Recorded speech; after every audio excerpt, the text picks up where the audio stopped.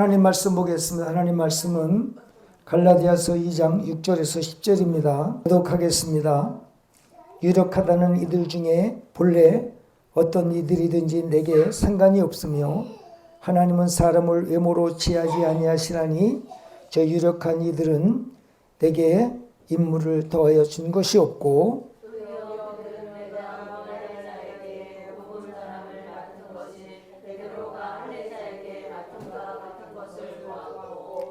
베드로에게 역사하사 그를 할례자의 사도로 삼으신 이가 또한 내게 역사하사 나를 이방인의 사도로 삼으셨느니라. 또 기둥같이 여기는 야고보와 게바와 요한도 내게 주신 은혜를 알므로 나와 바나바에게 신교의 약속을 하였으니 우리는 이방인에게로 그들은 할례자에게로 가게 하려 함이라. 다 같이 다만 우리에게 가난한 자들을 기억하도록 부탁하였으니 이것은 나도 본래부터 힘써 행하여 왔노라. 아멘. 주님의 은혜가 넘치기를 바랍니다. 오늘 우리에게 주시는 말씀은 사도 바울과 또 예수님께서 생존에 계실 때에 제자들을 부르셔서 12제자들을 데리고 이렇게 다니셨거든요. 그러면 사도 바울은 예수님의 12제자는 아니에요. 그런데 사도 바울은 사람에 의해서 하나님 앞에 나온 사람이 아니고 우리 예수님께서 직접 부르신 분이거든요. 그래서 사도 바울 자신이 생각할 때에 사도들과 동급으로, 그러니까 베드로나 야고보나 요한이나 뭐 기타의 모든 제자들과 사도 바울 자신이 같은 동급으로 여기는 거예요. 왜? 직접 부르셨기 때문에. 그래서 오늘 사도 바울이 예루살렘에 들어가 가지고 이렇게 복음을 이제 전하는 데 있어서 제자들을 만났거든요. 베드로를 만나고 요한을 만나고 야고보를 만났어요. 만나가지고는 그들과 함께 이렇게 이제 대화를 하고 같이 어울려서 이렇게 이야기를 할 때에 그 사도 바울이 예수님의 12제자들과 비교해 볼 때 손색이 없어요. 그리고 사도 바울이 증거한 복음에 대한 그것을 이 베드로나 야고보나 요한이나 예수님의 12제자들과 비교해 볼 때에 절대로 그들에 의해서 사도 바울이 복음을 증거하는 것이 아니라 사도 바울에게 직접 하나님의 은혜를 주셔서 복음을 증거한 것과 같은 거예요. 그래서 오늘 본문을 한번 보겠습니다. 여기 유명한 자들이라고 하는 얘기가 나오죠. 6절에 보면은 유력하다는 이들 중에 본래 어떤 이들이든지 내게 상관이 없으며 하나님은 사람을 외모로 취하지 아니하시나니 저 유력한 자들은 내게 의미를 다 더하여 준 것이 없다. 그러니까 이 유력한 자들은 누구를 말하냐면 예수님의 12제자들을 말하는 거예요. 그러니까 사도 바울이 복음을 증거하는 데 있어서 이들의 도움을 전혀 받지 않았다. 지금 그런 얘기를 하는 거예요. 그래서 사도 바울은요, 12제자들은 예수님의 12제자들은 예수님 살아생전에 부름받은 자들이고 사도 바울은 예수님께서 순교하시고 부활의 산으로 올라가신 후에 이제 상당히 오랜 기간 동안에 있다가 사도 바울을 부르시죠. 그러니까 예수님의 제자들이 교회를 세우고 복음을 증거할 때에 오히려 사도 바울은 그 당시에 방해자가 되었거든요. 예수 그리스도를 증거하는 것을 잘못되었다고, 잘못 믿는다고, 예수가 누구냐고 핍박하던 자가 바울이거든요. 그리고 그는 예수 믿는 사람들을 잡아서 고통을 주고 감옥에 놓고 또 그 다음에 핍박하는데 일등 공신이었거든요. 그러나 하나님은 뜻이 계셔서 사도 바울을 다메섹 도상에서 그를 부르시죠. 그래서 그는 하나님의 부름에 따라 하나님의 종이 되었고, 또 그 다음에 그는 사도 베드로나 야고보나 요한은 예루살렘, 그러니까 유대인들에게 복음을 전하는 사람이었고, 유독이 사도 바울만큼은 이방인들의 복음 전하는 사도로 부름을 받았다는 거죠. 이제 그런 차이가 있는데, 그런데 중요한 건 뭐냐면, 그러면 사도 바울이 예수 그리스도를 증거하며 이방인들에 가서 복음을 전하고 교회를 세우고 하고 그러는 그런 모든 환경이 예수님의 제자들로 말미암아 되어진 것이 아니라 단독적으로 하나님의 은혜를 받아서 그 일을 하게 되었다는 거죠. 그러니까 예수님의 제자들, 12 제자들의 도움을 받지 아니하고 하나님이 주신 은혜로 직접적으로 자기 자신이 모든 이방인들에게 복음을 전했다. 그래서 그런 얘기를 하는 거예요. 내가 누구 때문에 복음을 전하는 자가 된 것이 아니라 하나님이 직접 은혜를 주심으로 말미암아 내가 복음을 전하는 자가 되었다라고 그렇게 말을 하고 있고요. 또 하나는 오늘 본문에 읽은 말씀 중에서 보면, 그러면 예수님의 12 제자들은 유대인들에게 복음을 전하는 사명을 가졌다고 한다면 자기 자신은 이방인들에게 복음을 전하는 사명을 받았다라고 구분하는 거예요. 구분해요. 자, 우리가요, 하나님의 종으로 아니면 백성들로 부름을 받았어요. 받으면은요, 내가 누구를 통해서 예수를 믿었든 간에 그 사람을 통해서 나를 직접 하나님 부르신 거라는 거죠. 그러니까 어떤 사람이 나하고 굉장히 친해요. 엄청나게 친한데 이 친한 이 사람이 나를 아무리 전도한다 하더라도 이 사람은 예수님을 믿지 않을 사람은요, 아무리 인간적인 친분을 가졌다 하더라도 이 사람은 구원이 안 되는 거예요. 그러면 어떤 사람은 별로 안면도 없는 데 가서 예수 믿으라고, 근데 예수를 믿었단 말이에요. 그러면 이 사람 때문에 예수를 믿은 것이 아니라 이 구원받은 사람은 하나의 도구를 사용할 뿐이지 이미 이 사람은 하나님의 구원받은 택한 자라고 하는 사실을 여러분 오늘 우리에게 교훈해 주는 거예요. 할렐루야. 그러니까 내가 부모와 자녀 관계, 내가 엄마 때문에 예수를 믿고 딸 때문에, 자녀 때문에, 아들 때문에 예수를 믿는 게 아니라는 거예요. 그 집안에서 누가 먼저 예수를 믿었든 간에 그 예수 믿는 그 사람 때문에 내가 구원받은 것이 아니라 이미 나는 구원받기로 예정되어 있던 사람이다 라고 하는 거예요. 그러면 예를 들면 저는 이제 국내에서 복음을 전하잖아요. 그러면 다른 사람들을 보면 외국에 나가서 선교사로 복음을 전하는 사람들이 많잖아요. 그러면 누구 때문에, 사람 때문에 그 사람이 선교사가 된 것이 아니라 하나님이 직접 은혜를 주셔서 그 사람을 그쪽에 가서 쓰시게 하기 위해서 선교사로 부르셨다는 거죠. 그럼 사도 바울 역시 마찬가지로 예수님의 12 제자들은 유대인들을 중심으로 해서 복음을 증거하기 위해 부름받아 그들의 제자들이 되었고, 사도 바울은 이방인들에게 복음을 전하기 위하여 부름받은 사도라는 거죠. 그러니까 이거를 지금 구분하는 거예요. 그래서 사도 바울은 뭐라고 얘기하냐면, 하나님은 외모로 취하지 아니하시고 그 내면의 중심을 보고 인도하신다는 거죠.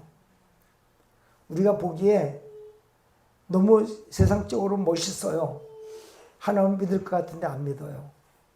어떤 사람은 참 볼품 없어요.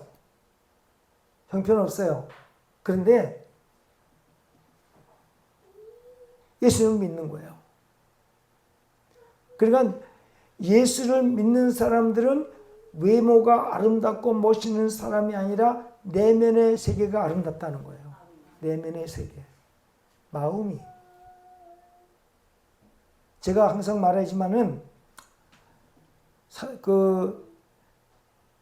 아담과 하와가 처음에 뱀의 미혹을 받아가지고 아주 잘 미혹하는 말로 그 뱀이 하와에게 접근해서 이야기를 할 때에 이 뱀이 말이에요. 겁을 준 게 아니에요. 윽박지른 게 아니고 조건을 붙인 게 아니에요. 그 마음을 이용하는 거예요.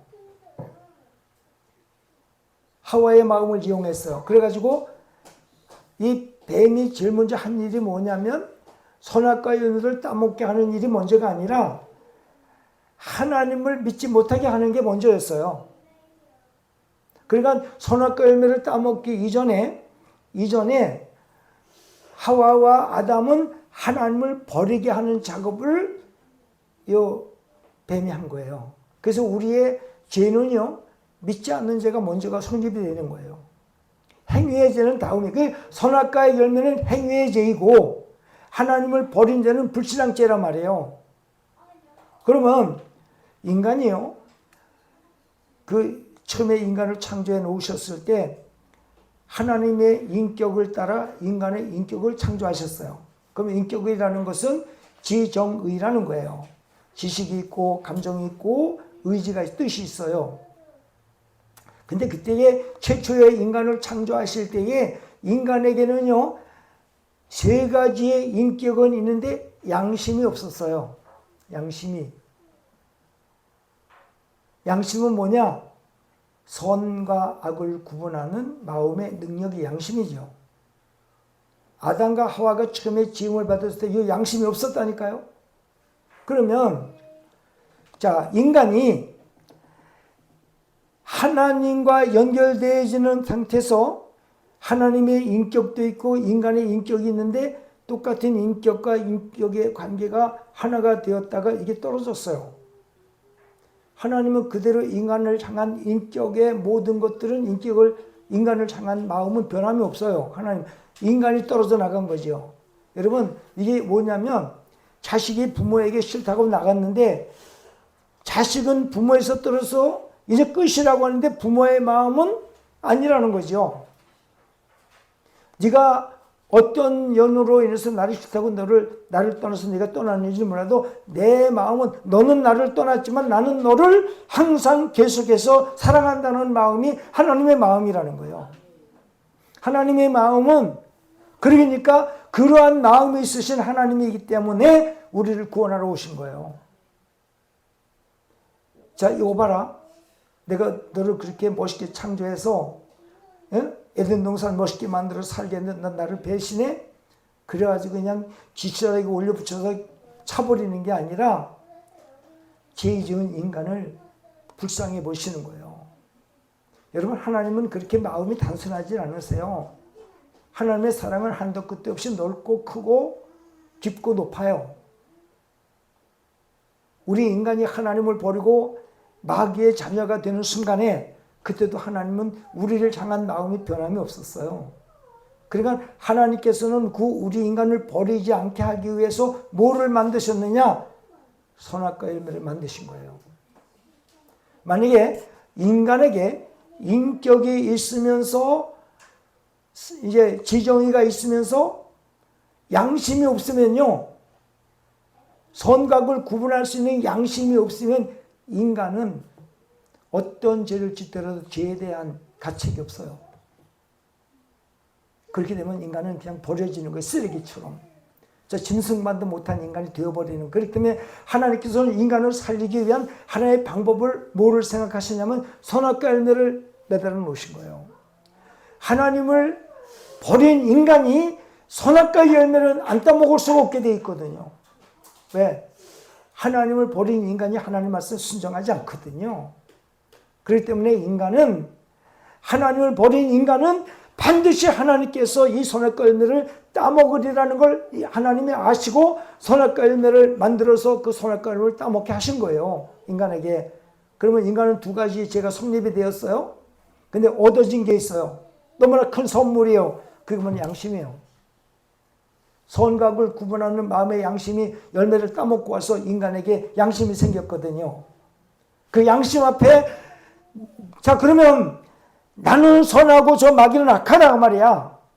그러면 네 마음의 양심이 선과 악을 구분할 수 있기 때문에 내가 진정으로 천국을 원하고 선한 인생을 원한다고 한다면 나를 선택하라. 그렇기 때문에 내가 너에게 양심을 주었다. 그 얘기거든요. 그래서 인간의 양심이 하나님이 좋은 거 다 알아요. 나기가 나쁜 거 알아요. 여러분 우리가 이 세상을 살면서 우리가 평상시 이렇게 사는 것과 감옥에 들어가 사는 거 좋고 나쁜 거 알아요. 감옥에 들어가 사는 거 싫은 거 알아요. 근데 거기 들어가잖아요. 거기 들어가잖아요. 알면서도 마찬가지예요. 우리가 하나님이 좋다는 것을 알면서도 지옥에 들어갈 자가 따로 있어요. 알면서도. 그래서 우리 인간은 하나님이 계시다는 것을 부인할 수 있는 인간이 단 하나도 없어요. 왜? 그 양심에 그거를 다 만들어 넣었거든요. 거기에다가. 인간의 양심 속에 모든 인간들에게 하나님이 좋다는 것을 만들어서 다 인식할 수 있도록 만들었거든요. 자, 성경을 한번 찾아보겠습니다. 로마서 1장을 한번 찾아보시기 바랍니다. 자, 18절에서부터 1장 18절에서부터 자, 보겠습니다. 23절까지 읽어보겠습니다. 시작. 하나님의 진노가 불의로 진리를 막는 사람들의 모든 경건하지 않음과 불의에 대하여 하늘로부터 나타나나니 이는 하나님을 알만한 것이 그들 속에 보임이라. 하나님께서 이를 그들에게 보이셨느니라. 창세로부터 그의 보이지 아니하는 것들 곧 그의 영원하신 능력과 신성이 그가 만드신 만물에 분명히 보여 알려졌나니 그러므로 그들이 핑계하지 못할지니라. 하나님을 알되 하나님을 영화롭게도 아니하며 감사하지도 아니하고 오히려 그 생각이 허망하여지며 미련한 마음이 어두워졌나니 스스로 지혜 있다 하나 어리석게 되어 썩어지지 아니하는 하나님의 영광을 썩어질 사람과 새와 짐승과 기어다니는 동물 모양의 우상으로 바꾸었다. 그러니까 여러분 우리 양심이 선악과 열매를 따먹을 때 우리 인간에게 양심이 생길 때 그 양심 속에다가요 하나님을 알만한 것을 우리 양심 속에 인식하도록 넣어주신 거예요. 이건 모든 인간에게 동일하게 다 똑같이. 그래서 예수를 하나님을 안 믿는 사람들도 하나님이 좋다는 걸 그 마음속에 알고 있어요. 그런데 하나님을 거부하는 거예요. 그렇기 때문에 어떤 인간이든지요.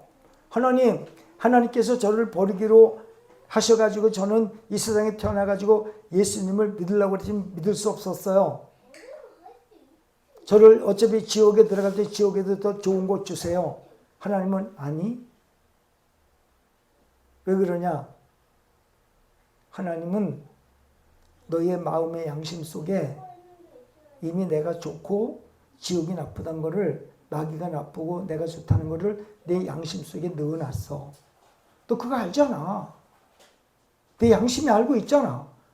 그런데도 불구하고 너희가 하나님에 대한 존재에 대해서 그렇게 좋음에도 불구하고 그거를 버리고 네가 좋아하는 것을 선택을 했잖아.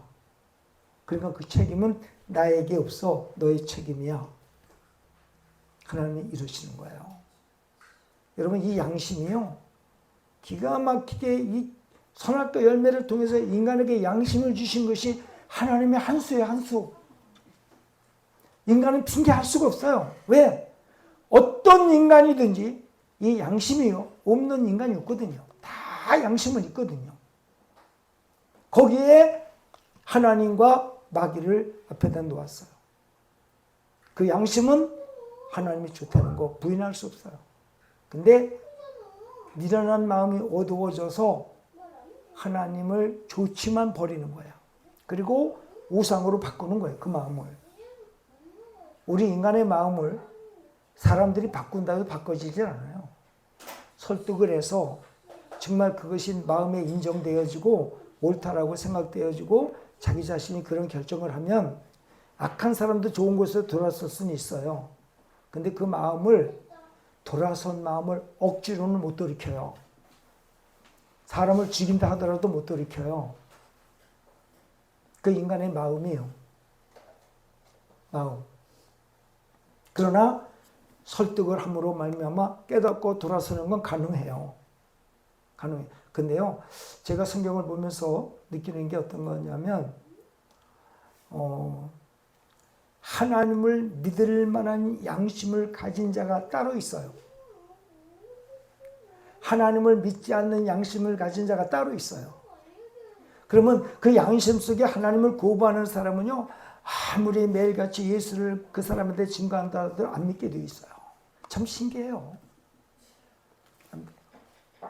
근데 우리 하나님을 믿을 만한 양심에 하나님을 선택할 수 있는 양심 있는 사람들은요, 그냥 툭 건드리면 예수 그냥 믿게 돼 있어요. 이것이 언제 결정되어 있냐면 창세 전에, 에베소 1장 4절에 창세 전에 그렇게 결정되었다고 말씀하고 있거든요. 그렇기 때문에 여러분 이거 정말 감사하셔야 됩니다. 그러면 나라고 하는 사람은 생각해 볼 때, 야, 그러면 나의 양심은, 내가 이 세상에 태어나서 나의 그 양심은 최고의 양심을 가진 복된 사람이라는 걸 깨달아야 된다는 거죠. 이건 아무한테나 주어진 게 아니거든요.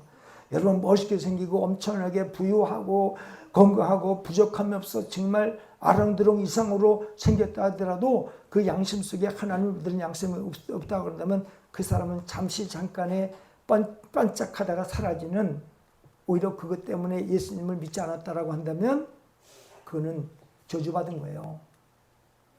인간은 하나님이 절대로 외모를 보고 선택하지 않으세요. 마음의 양심을 통해서 인간을 선택하세요.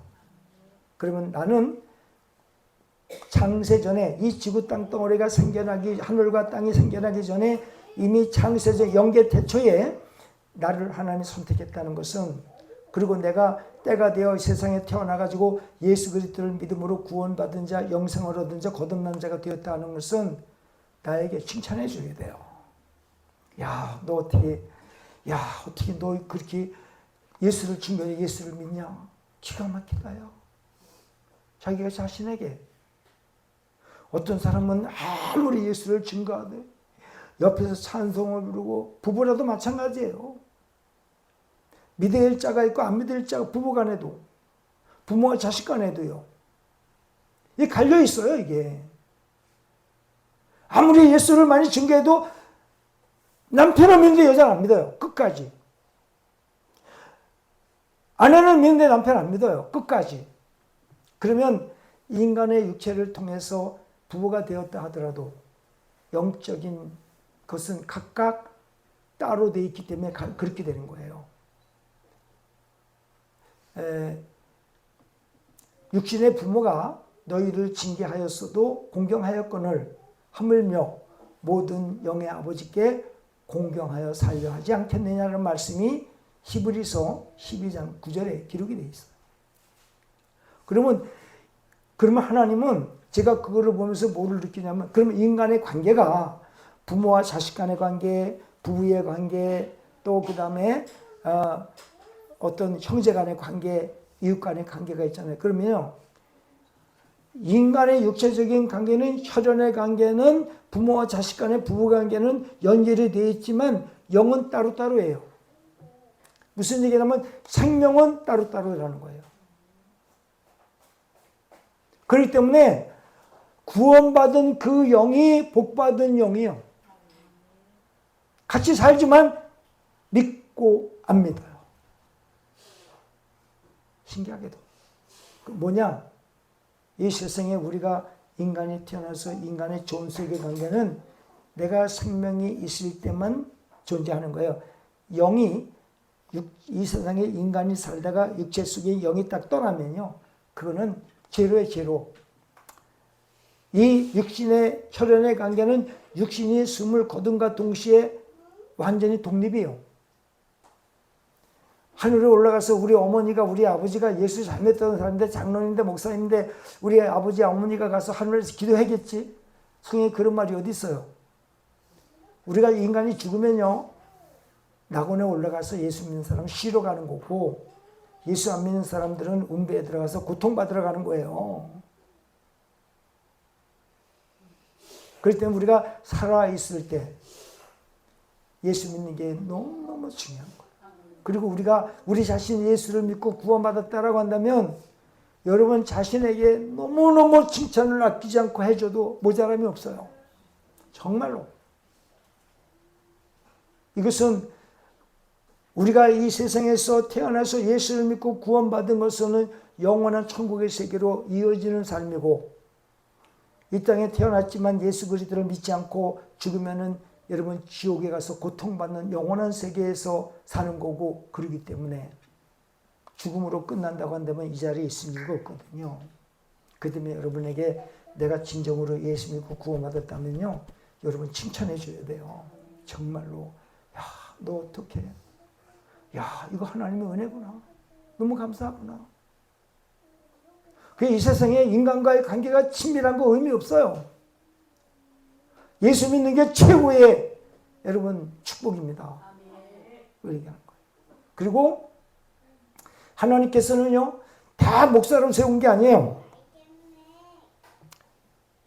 근데 신기하게도요, 우리가 예수를 믿고 구원받은 양심이 돼서 이제 나중에 하늘나라에 가잖아요. 근데 거기에 상급이 기다리고 있어요. 그리고 예수 믿는 사람들은요, 편안하면 안 되게 돼 있더라고. 고난이 동반을 해야 돼. 예수 믿는 사람들은요, 고난 없는 예수 믿는 삶은 상급이 없어요. 상급이. 예수 믿는 사람은 예수님 믿는 것 때문에 고난이 있어야 돼요. 때로는 아픔도 있고 슬픔도 있고. 그런데 뭐 때문에 참느냐? 예수님 때문에. 예수 믿는 것 때문에. 그래서 내가 손해보더라도 억울하더라도 예수님 때문에 참고 이기고 나가는 거예요. 근데 거기에 우리가 그것을 통해 시험을 통과하고 이기면서 나갔는데 그건 우리가 좋은 거잖아요. 우리 자신에게 인내했으니까. 근데 거기에 한 수 하나님이 보너스를 준비하고 계시는 거예요. 상급으로.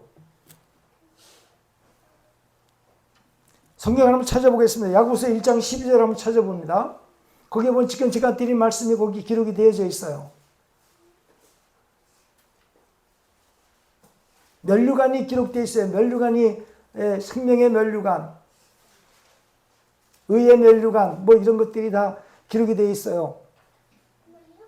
야고보서 1장 12절 한번 읽어보겠습니다. 시작. 시험을 참는 자는 복이 있나니 이는 시험을 견뎌낸 자가 주께서 자기를 사랑하는 자들에게 약속하신 생명의 멸류관을 얻을 것이기 때문이라. 그러니까요.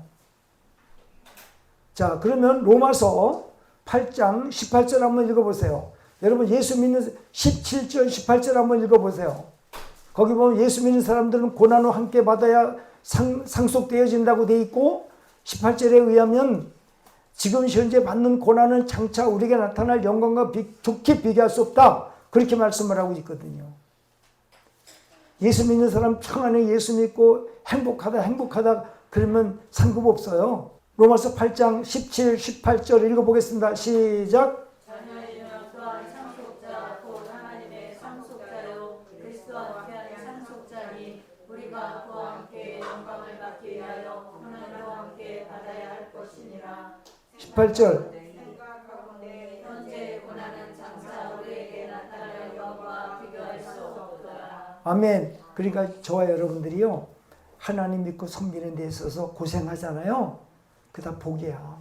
상급으로 관계되어 있어요. 상급하고.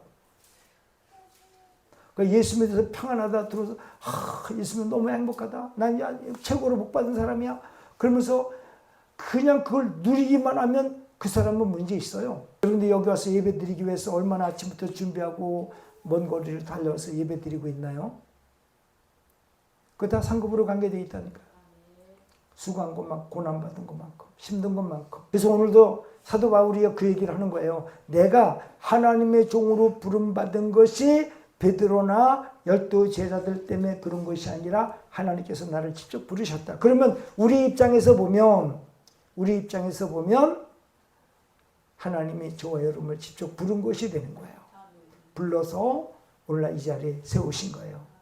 그래서 에베소서 그 4장에 보면 목사와 교사로 다 각각 직분을 주었다라고 그렇게 말씀을 했어요. 그래서 뭐 집사가 되었던 전도사가 되었던 목사가 되었던 장로님이 되었던 권사가 되었던 간에 이게 다 그 직분 자체가요, 하나님께서 정하여 주었다는 것을 우리에게 가르쳐 주고 있음을 알 수가 있어요.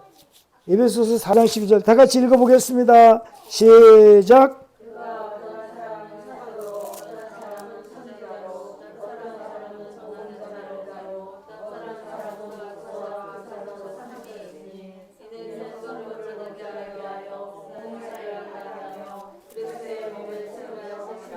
아멘.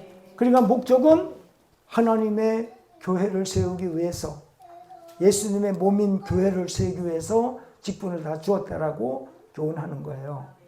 그러면 선교사도 마찬가지예요. 한국에서 아무리 복음을 전하고 싶었지만 하나님은 나가라는 거예요. 왜? 내가 너를 젖 먹을 때부터 불러서 이미 결정했기 때문에 너는 한국에서 복음 전하면 안 된다. 너는 나가야 된다는 거예요. 그래서 선교사들은요, 한국에 못 있어요. 그 근거의 얘기가 예레미야 1장 5절에 기록이 되어 있어요. 예레미야 1장 5절에 보면 이미 태속에서부터 우리를 그렇게 결정해서 태어나게 하셔서 그 길을 가게 하셨다라고 말씀을 하고 있거든요. 예레미야 1장 5절을 한번 읽어보겠습니다. 1장 5절.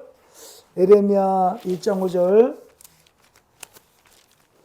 다 같이 읽어보겠습니다. 시작. 내가 너를 지기 전에 너를 알았고 내가 배에서 나오기 전에 너를 선별하였고 너를 여러 나라의 선지자로 세웠노라 하시기로. 아멘. 그러니까 이게 모태에서 나오기 전부터 결정된 사항이라고요. 여러분 오늘 저와 여러분들이 이 자리에 앉아서 예배드리고 하나의 백성으로서 구원받아 이렇게 살아가고 있다는 자체가요, 오늘 결정한 게 아니에요. 이미 모태 나오기 전에부터 그렇게 하신 거예요.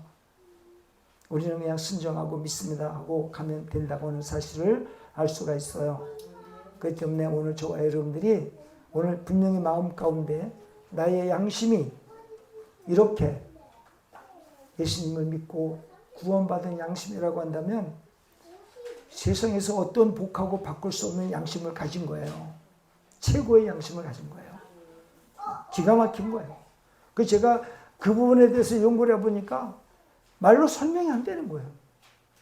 어떻게 나 같은 게 죄악 많은 인생이 어떻게 예수님 믿고 구원받은 것도 감사한데 주의종으로서 이 길을 하느냐. 저는 여기 올라올 때마다 저는 자격 없습니다. 하나님. 제 스스로 생각해 볼 때 저는 절대 일도 자격이 없습니다. 여기 올라올 수 있는 어떤 존재가 못 됩니다. 하나님께서 죄 많은 인생 불러서 이렇게 인도하셨고 하나님이 올라오시게 하기 때문에 올라왔으니 하나님의 뜻을 행하게 하옵소서. 그 기도밖에 안 돼요. 여러분 하나님 앞에 부름받아 하나님 영광 돌리는 거는 여러분이 잘나서 된 게 하나도 없고 하나님 전부 은혜입니다. 은혜. 모든 것이 은혜예요.